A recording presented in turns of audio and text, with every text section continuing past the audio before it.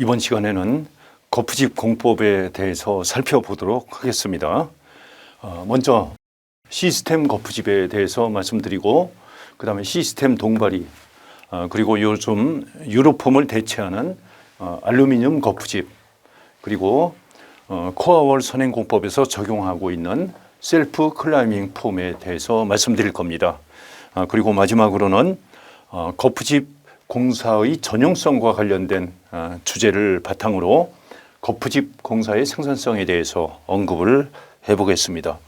여기에서 주로 제가 이번 차시에서 중점적으로 말씀드릴 그런 내용은 시스템 동발이라고 볼 수가 있습니다.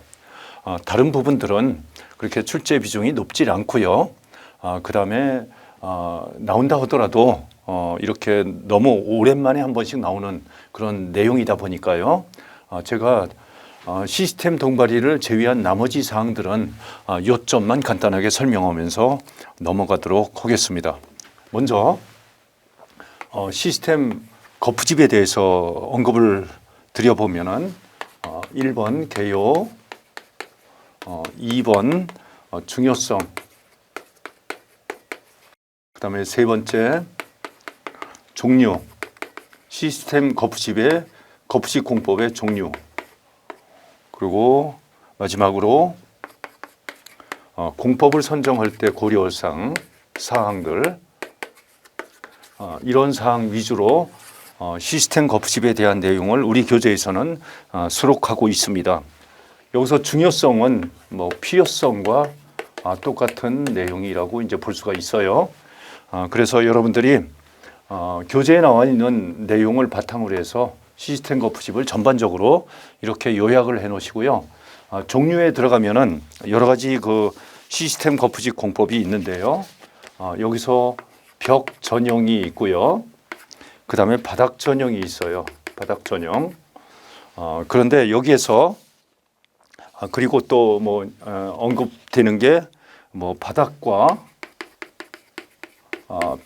벽 전용이 있고요. 그 다음에 연속, 수직, 타설용, 이런 것들이 있습니다. 자, 그러면은 이 종류에 대해서만 안내를 좀 빠르게 좀 진행하겠습니다. 벽 전용 거푸집에는 우리 건축 공사에서 사용하는 공법으로는 깽폼이 있습니다. 두 번째로는 셀프 클라이밍 폼이라고 해가지고 ACS 폼이라고도 하죠. 그 다음에 이제 세 번째 슈트링 폼이나 무폼 타이 거푸집 여러 가지가 있는데요. 여러분들은 벽 전용 거푸집에서는 깽폼을 위주로 공부를 좀 해 두실 필요가 있습니다. 그 다음에 바닥 전용 거푸집이 여러 가지가 나옵니다. 여러 가지가 나오는데 바닥 전용 거푸집에서는 특별히 우리가 테이블 폼이나 이런 것들을 건축 현장에서는 많이 사용하지 않아요. 데크 플레이트가 워낙 적용성이 높다 보니까 데크 플레이트로 바닥 거푸집은 대부분 잠식이 되고 있는 실정입니다. 그래서 벽 전용 거푸집으로서 여러분들은 깽폼이라든지 우리 교재에는 없지만 RSC 공법이라든지 이런 것들을 보충해서 학습을 하시면 되고요. 그 다음에 바닥과 벽의 기능과 도화 슬래브용으로 사용하는 거푸집들이 있습니다. 이런 것들은 그냥 여러분들이 참고만 좀 해주시기 바라고요. 연속 수직 타설용이라고 있습니다. 슬라이딩 폼과 슬립폼이 있는데 이런 것들은 토목 시설물에서 적용하는 공법이라고 보시면 돼요. 건축물에서는 그러한 사례가 거의 없습니다. 그렇기 때문에 이 부분은 여러분들이 생략을 해도 좋습니다. 과거에는 여러분들이 슬라이딩 폼이나 슬립폼에 대해서 출제가 많이 됐지만 지금은 출제되지도 않을 뿐더러 적용 사례도 없는 실정이다. 그렇게 하시고 교재에는 있지만 여러분들이 참고 정도만 좀 해주시면 되겠습니다. 결론적으로 시스템 거푸집에서 여러분들은 교재에 있는 깽폼 내용, 그 다음에 ACS 폼, 그 정도만 좀 학습하면 되지 않나 그렇게 생각이 됩니다. 자, 그러면은 공법 선정에 대한 거는 교재 내용을 참고하도록 하면서 생략을 하겠습니다. 자, 이번에는 시스템 동바리에 대해서 말씀드리겠습니다. 이 내용은 굉장히 좀 구체적으로 제가 언급을 드려볼 거예요. 시스템 동바리에 대해서는 개요, 두 번째 유형, 이런 내용이 있는데요. 일단 유형에서는 두 가지가 있습니다. 보호 형식이 있고 그 다음에 지주 형식이 있다. 지난 시간에도 언급한 내용이 있습니다. 이렇게 두 가지로 크게 나누어서요. 보호 형식과 그 다음에 지주 형식의 그 동바리에 대해서 여러분들이 교재 내용대로 특성을 이해를 해 주시기 바랍니다. 자, 그리고 여기에서 세 번째는 보호 형식 시스템 동바리에 대해서 자세한 내용을 다루게 됩니다. 자, 그래서 3번 보호 형식 시스템 동바리.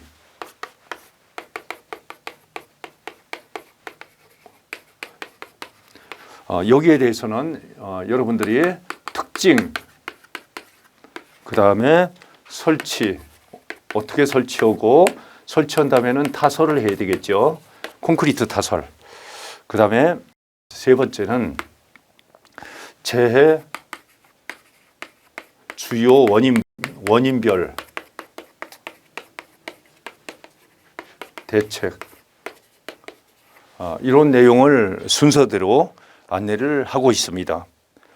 특징에서는요, 여러분들이 자재 측면에서의 특징, 그 다음에 작업 공간 측면에서의 그 특징, 그 다음에 마지막으로 물량 절감에 대한 특징, 이런 내용대로 여러분들이 교재 내용을 학습하면 될 겁니다. 그러니까 그 장점에 해당되는 거죠. 이런 내용들이. 그 다음에 두 번째 설치 및 타설에서 우리 교재에서는 맨 처음에 조립하는 거, 조립. 그 다음에 동바리를 조립하고 그 다음에 보호 거푸집을 조립한 다음에 그 다음에 보형식 트러스재를 설치하고 마지막으로 슬래브 거푸집을 완성시킨 다음에 타설을 한다. 그리고 부속 철물에 대한 것도 나오고 있습니다. 우리 교재에서는 여기에서 여러분들이 설치 및 타설에서 그 호리빔에 대한 설치도가 나와 있어요. 그래서 호리빔에 대한 설치도는 여러분들이 한번 좀 그림으로 표현을 할 수 있도록 연습이 필요합니다. 그 그림 내용을 자세히 학습을 하고 안 보고 그릴 수 있도록 실전형으로 여러분들이 학습을 해 주시기 바랍니다. 자, 그 다음에 네 번째로는 지주 형식으로 된 시스템 동바리에 대해서 살펴볼 겁니다. 요 내용은 굉장히 중요합니다. 호리빔의 보형식 시스템 동바리는 결국 호리빔을 얘기하는 거예요. 근데 호리빔은 일본에서 개발된 공법이다 보니까 그래서 그런지 몰라도 시험에서 그렇게 언급된 바가 없습니다. 하지만 지주 형식으로 된 시스템 동바리, 이거는 앞으로 여러분들이 많이 활용이 될 수밖에 없을 겁니다.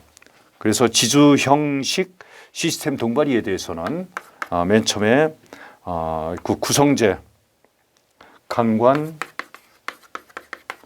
시스템 동바리 구성, 이 구성에 대해서 알아야 됩니다.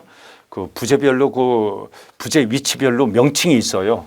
그 구성에 대해서 우리가 먼저 좀 학습을 해야 되고요. 이 공법의 특징에 대해서 걸어놓을 수 있어야 되고, 그 다음에 세 번째는 시공하는 과정에서 조립, 설치, 그 다음에 목적 사용하고 나서 해체, 이런 내용을 좀 알아야 됩니다. 그 다음에 마지막으로 붕괴 사례 및 대책, 붕괴와 관련된 내용을 좀 다룰 거예요. 그래서 요 내용들은 말이죠, 제가 전문 시방서나 뭐 표준 시방서, 또는 안전공단에서 제시하고 있는 지침 이런 거에 근거해 가지고 제가 내용을 굉장히 면밀하게 다루어 놓고 있습니다. 여기에서 여러분들은 우리 교재 보면은 그림이 구성재에서 그림이 몇 컷이 있어요. 거기에서 맨 처음에 수직재가 있습니다. 수직재 그림에 대해서 여러분들이 잘 이렇게 그려서 설명할 수 있도록 해야 되고요. 그 다음에 수직재가 있으면 수평재가 있죠. 그래서 이 두 가지에 대해서는 그림으로 표현을 할 수 있도록 학습을 해주세요. 여러분들이 시험장에서 이 그림을 잘 보기 좋게 빠르게 그리고 보기 좋게 그리고 정확하게 그릴 수 있다면은 가산점을 받는데 큰 도움이 됩니다. 그리고 그거보다 더 중요한 거는 이 그림을 전후로 한 내용을 같이 기억하는 데 도움이 된다는 거예요. 자, 그래서 여러분들이 그림은 구성 부분에서 두 컷을 그릴 수 있어야 되고요. 그 다음에 그 트러스재 그림에 대한 것도 우리 교재에는 나옵니다. 트러스재. 그 트러스재도 한번 좀 가급적이면 한번 좀 표현할 수 있도록 공부를 좀 해 놓으시길 바랍니다. 자, 그 다음에 조립 및 설치에 대한 내용이에요. 조립 및 설치. 그 과정에서 뭐 제1단 설치할 때 어떻게 하고, 그 다음에 상단부, 또 그 상단부 맨 꼭대기에 올라앉는 그 유헤드 뭐 그런 것들.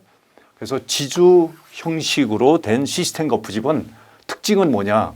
위에 있는 장선, 멍에를 받치고 있는 그 부위를 우리는 유헤드라고 합니다. 유헤드.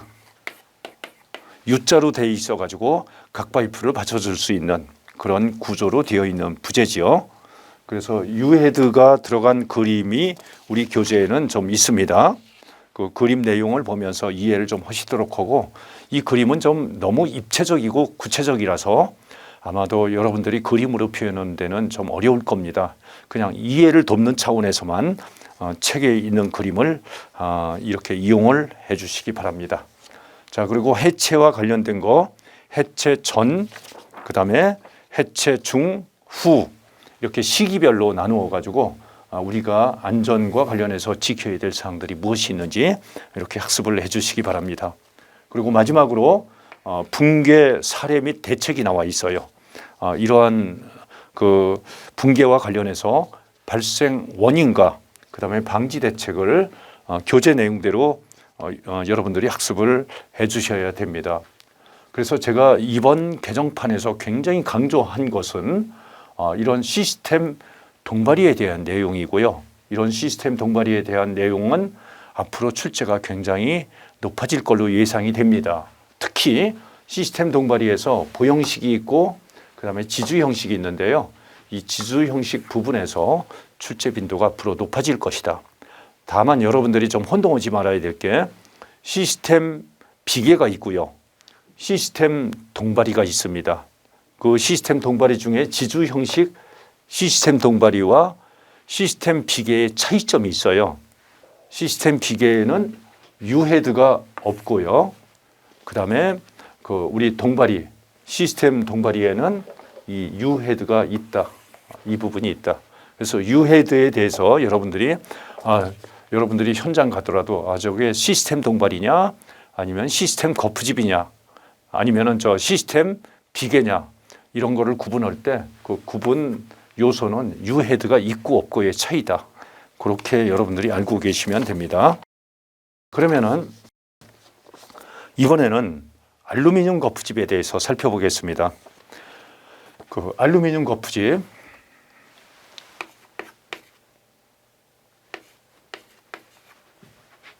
알루미늄 거푸집.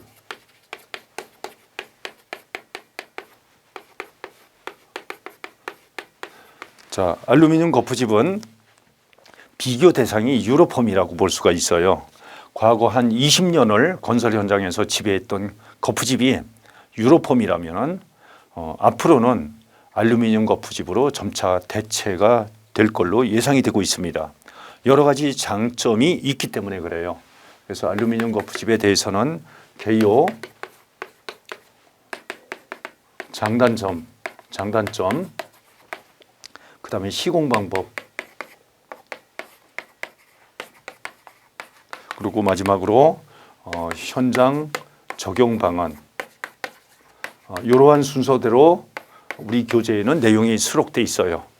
자, 이런 내용은 옛날 같으면은 이거를 자세히 공부를 좀 할 필요가 있었어요. 왜냐하면 한 10년 전만 하더라도 10년 전만 해도 유로폼에 비해서 알루미늄 폼은 상당히 새로운 거푸집이다, 이런 개념 때문에 우리 기술사 시험에서 출제가 자주 돼 왔습니다.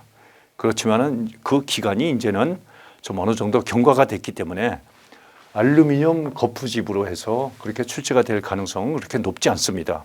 다만 일반화된 거푸집으로서의 이 관련 내용을 여러분들이 숙지할 필요가 있어요. 어떤 장점이 있길래 알루미늄 거푸집을 앞으로 점차 사용을 많이 할 것이냐에 대해서 여러분들이 알아야 되고, 단점이 있다면은 이 단점을 고려해서 어떤 사항에 유의해야 되는지, 그런 관점에서 여러분들이 관련 내용을 한번 정리를 해 주시기 바랍니다. 그리고 여러분들이 오해하지 말아야 되는 게, 이 장점에서 알루미늄 거푸집은 유로폼에 비해서 많이 가벼워요. 가볍지만 그 가벼운 특성 때문에 그 단위재의 그 크기를 더 키웁니다. 2배 이상으로 키우는 거죠. 그래서 사람이 들고 이러기에 힘든 것은 뭐 별반 차이가 나지 않습니다. 오히려 부피가 더 커서 다루기가 더 힘든 그런 측면이 있다는 거 참고로 해두시기 바랍니다. 자, 그러면은 알루미늄 거푸집은 이 정도로 오고요. 우리가 셀프 클라이밍 폼에 대해서 살펴보겠습니다. 자, 셀프 클라이밍 폼도 코아월 선행공법이 출현하기 시작한 그 시기가 2000년대 초반이에요. 타워 팰리스나 아니면은 목동에 있는 하이페리온, 이런 그 주상 복합 빌딩이 출현할 때 이 공법이 사용되기 시작했습니다. 첨단 공법이다 그러면서 출제도 됐었죠. 그렇지만 지금은 많이 일반화됐어요. 일반화됐기 때문에 이 공법과 관련해서는 여러분들이 한 단답형 정도로 교재의 내용을 요약해서 학습을 좀 하시는 것이 바람직합니다. 그래서 이러한 내용은 별도로 더 이상의 그 설명은 생략하도록 하겠습니다. 다만 이 셀프 클라이밍 폼은 키워드가 뭡니까? 코아월 선행공법, 주상복합 건물, 뭐 이런 것들이 키워드가 될 수 있다고 봅니다. 자, 그래서 알루미늄 거푸집에 이어서 그 ACS 폼은 우리가 여러분들이 단답형 정도로만 여러분들이 답안 구상을 해달라는 거 그거 말씀드리고, 마지막으로는 우리 교재 뒤편에 거푸집 공사의 생산성 부분이 있습니다. 4111 거푸집 공사의 생산성. 이 문제는 제가 단행본을 몇 권 읽고 나서 이 콘크리트와 관련된 그 단행본을 읽고 나서 수필 쓰듯이 내용을 요약한 내용이에요. 그래서 우리 이 교재의 내용을 보면은 개요, 그 다음에 2번에 존치 기준, 거푸집의 존치 기준, 그 다음에 3번째 강도 확인, 그 다음에 4번째 존치 기간 단축 방안, 이렇게 이러한 내용들을 수록했는데요. 이거를 여러분들이 어떻게 일맥상통하게 이해를 하면 되냐면은, 거푸집의 생산성은 존치 기간을 단축하는 데서 비롯되는 겁니다. 그래서 생산성이라는 것은 존치 기준에 전적으로 이렇게 의지하는 바가 크다. 그리고 거푸집의 존치 기간을 단축하기 위해서는 콘크리트의 그 양생 상태를 빠르게 확인할 수 있어야 돼요. 그래서 압축 강도가 확인된 상태에서 거푸집을 해체하게 되는 거고, 그 해체 기간이 빠르게 되면은 존치 기간을 단축해서 생산성을 확보하게 된다. 이제 그런 스토리가 되는 거예요. 자, 그래서 거푸집의 전용성 또는 존치 기간을 단축하기 위한 방안에는 무엇이 있느냐? 이런 내용을 일반론에 근거해 가지고 우리 교재 내용을 구성한 거예요. 그래서 이 내용은 우리가 그냥 기본적인 그 지식 배경으로 가지고 있어야 될 내용들이에요. 이런 내용으로 시험 문제가 가끔씩 납니다. 한 10년에 한 번 정도. 그렇지만은 자주 나올 수 있는 시험의 유형은 아닙니다. 기본적으로 거푸집의 생산성은 존치 기간과 관련돼 있다. 요것만 여러분들이 이해를 하시면은 이 관련 내용은 뭐 참고 정도로만 해도 충분하다고 생각합니다. 자, 그래서 이번 시간에는 주로 거푸집 공법에 대해서 말씀을 드렸어요. 그 거푸집 공법으로서의 그 시스템 거푸집, 또 거푸집을 받치고 있는 시스템 동바리, 그다음에 알루미늄 폼, 셀프 클라이밍 폼 이런 내용들을 살펴봤고요. 큰 틀에서 거푸집의 존치 기간과 관련된 생산성 내용을 살펴보았습니다.